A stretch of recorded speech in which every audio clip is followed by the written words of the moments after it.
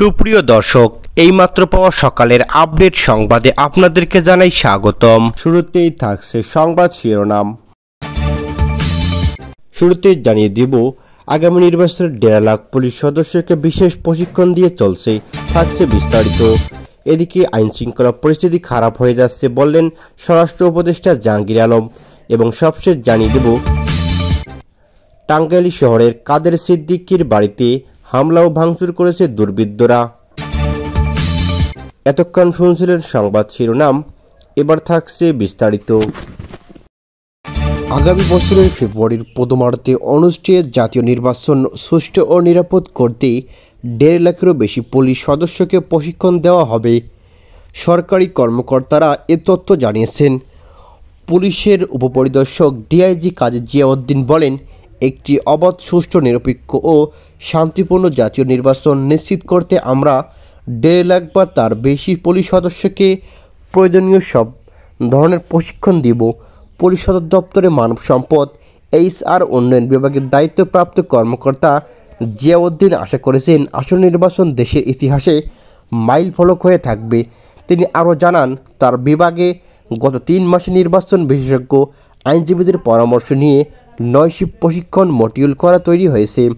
জিয়াউদ্দিন বলেন, police মহাপরিদর্শক IGP ও অতিরিক্ত IGPর HR নেতৃত্বে তৈরি প্রশিক্ষণ কোর্সটি দারুণ হয়েছে। তিনি আশা করেছেন, কোর্সটি নির্বাচনের সময় যে কোনো অতিরিক্ত DIG IGPর নেতৃত্বে তৈরি প্রশিক্ষণ কোর্সটি দারুণ হবে। তিনি আশা করেছেন, কোর্সটি নির্বাচনের সময় যে কোনো ধরনের আইনশৃঙ্খলা পরিস্থিতি সফলভাবে মোকাবেলা করতে পুলিশ সদস্যদের প্রস্তুত করবে।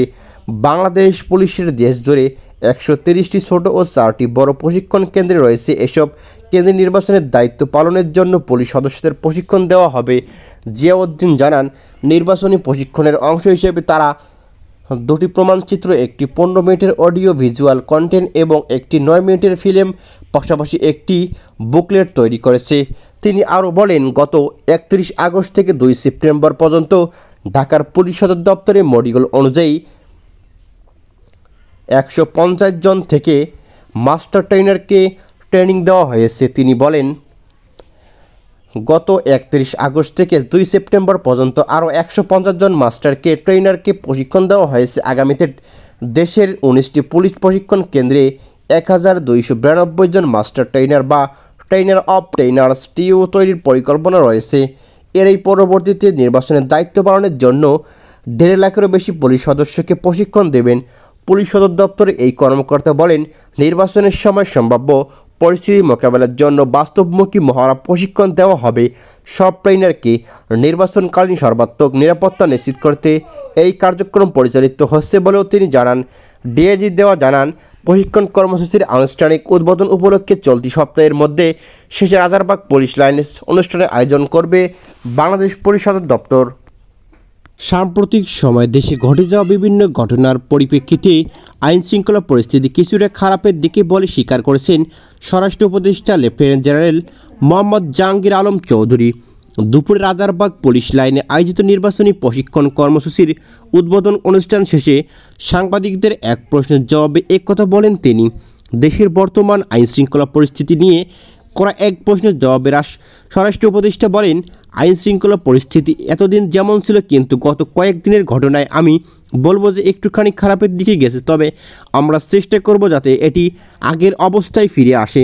রাজবাড়ীতে সাম্প্রতিক অস্থিরতার প্রসঙ্গে জানতে চাইলে তিনি জানান, ঘটনার তদন্ত চলছে এবং বিষয়ে বিস্তারিত জানার জন্য অপেক্ষা করতে হবে। ইতিমধ্যেই 5 জনকে আইনের আওতায় আনা হয়েছে এবং তাদের জিজ্ঞাসাবাদের মাধ্যমে ঘটনার পূর্ণাঙ্গ তথ্য জানা যাবে। তদন্তের সুস্থতা প্রসঙ্গে করা এক প্রশ্নের জবাবে স্বরাষ্ট্র উপদেষ্টা বলেন, তদন্তের পরেই কেবল দোষী নির্ধারণ করা যাবে। আগে থেকেই কাউকে সরিয়ে দিলে তা তদন্তের গুরুত্ব হারাবে। ঠিক তদন্তের ভিত্তিতেই প্রয়োজনীয় পদক্ষেপ নেওয়া হবে। যদি কেউ নির্দোষ হয় তাহলে তো তার আগেই কোনো অ্যাকশন নেওয়া যাবে না। এখন তদন্ত না করে আমি কীভাবে বলবো যে সেই দোষী? সামাজিক যোগাযোগ মাধ্যমে হুমকির পরও কেন সহিংসতা ঠেকানো যায়নি, এমন প্রশ্নে জাহাঙ্গীর আলম বলেন, আমরা ব্যর্থ হচ্ছি না। যারা এসব ঘটনা ঘটিয়েছে তাদের আমরা শীঘ্রই আইনের আওতায় আনব। সবাইকে ধৈর্যশীল হওয়ার জন্য অনুরোধ করছি। এদিকে নির্বাচন জনগণের অংশগ্রহণে এসব ঘটনা বাধা সৃষ্টি করবে কিনা জানতে চাইলে তিনি বলেন, জনগণ যখন নির্বাচনমুখী হয়ে যাবে তখন তাদের কেউ বাধা দিতে পারবে না, তারা ভোট কেন্দ্রে যেতে সক্ষম হবে। পুলিশ বদলি ও পোস্টিংয়ের বিষয়ে জাহাঙ্গীর আলম চৌধুরী বলেন, পুলিশ এবার ফেয়ার রিক্রুট সম্পন্ন করেছে। মন্ত্রণালয় থেকে কোনো নাম সাজেস্ট করা হয়নি। আমি যতদিন থাকব পোস্টিং লটারিটির মাধ্যমেই হবে। এ সময় গণমাধ্যমের উদ্দেশ্যে তিনি বলেন, সরকারের ব্যর্থতা জোরে সোরে তুলে ধরা হয় কিন্তু সফলতা তুলে ধরা হয় না। টাঙ্গাইলে কৃষক শ্রমিক জনতা লীগের সভাপতি বঙ্গবীর কাদের সিদ্দিকীর বাসভবনে হামলা ও ভাঙচুর করেছে দুর্বৃত্তরা। এদিকে শনিবার দিবাগত রাত 1টার দিকে শহরের আকুরটাপুকুর এলাকায় এই ঘটনা ঘটিয়েছে। শহরের কবি নজরুল সরণিতে জেলা সদর সড়ক কাদের সিদ্দিকীর বাসভবনে দ্বিতীয় ও তৃতীয় তলায় সোনার বাংলা কমিউনিটি সেন্টার এর উপরেই তলায় কাদের সিদ্দিকীর বাসা। হামলার সময় তিনি নিজ বাসায় ছিলেন। বাসার কর্মচারীরা জানান, গতকাল রাতে কাদের সিদ্দিকীর বাসায় ঘুমাচ্ছিলেন। দিবাগত রাত 1টার দিকে 10 থেকে 15 জন একটি দল বাসায় ইট পাটকেল নিক্ষেপ করে। তারা মই দিয়ে বাসার গেটে টপকে ভিতরে প্রবেশ করে 2টি গাড়ি ভাঙচুর করে।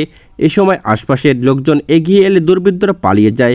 হামলাকারীদের মুখ বাধা ও কয়েকজন হেলমেট পরা ছিল। টাঙ্গাইল থানার ভারপ্রাপ্ত কর্মকর্তা তানভীর আহমেদ জানান, পুলিশ বিষয়টি তদন্ত শুরু করেছে। দ্রুতই জড়িত ব্যক্তিদের শনাক্ত করে আইনের আওতায় আনা হবে ইনশাআল্লাহ। এদিকে আজ রোববার কাদের সিদ্দিকীর নির্বাচনী এলাকা বাসাইলে কাদিয়ারি বাহিনীর মুক্তিযোদ্ধাদের সমাবেশ অনুষ্ঠানে আয়োজন করা হয়েছে। সমাবেশে প্রধান অতিথি করা হয়েছে কাদের সিদ্দিকী, কিন্তু ছাত্র সমাজের ব্যানারে একই সময় একই স্থানে ছাত্র সমাবেশের আয়োজন করা হয়। এ অবস্থায় আজ সকাল 6টা থেকে সন্ধ্যা 6টা পর্যন্ত বাসাইল শহীদ মিনার ও আশপাশের এলাকায় 144 ধারা জারি করেছে প্রশাসন।